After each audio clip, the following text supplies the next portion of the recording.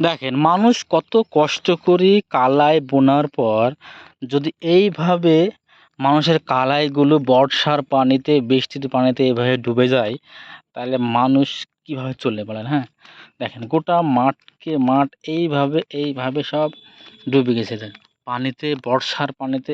কি হাল আপনারা দেখলে বুঝতে পারবেন যে মানুষ যে এত কষ্ট করি কালাই বোনার পর এখানে বিঘা থেকে বিঘা অনেক মানে কিছু না হলে ১-১.৫ বিঘা ভুঁই কালাই একদম নষ্ট হয়ে গেছে।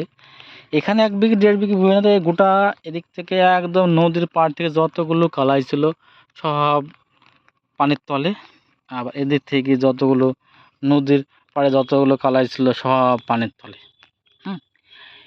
এইগুলো দেখলে আপনাদের তো কষ্ট লাগবে, কিন্তু বর্ষা যেভাবে আসছে তাতে মনে হচ্ছে এইখানকার কালাইগুলো খেয়ে নেবে।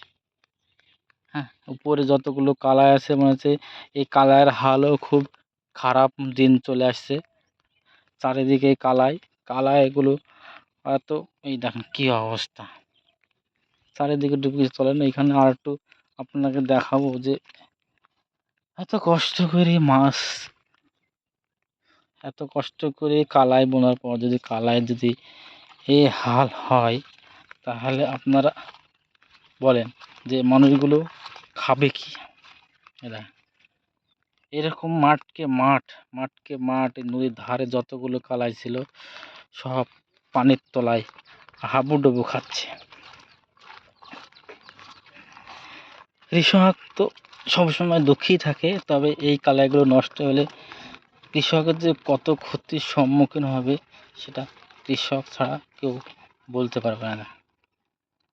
কি অবস্থা!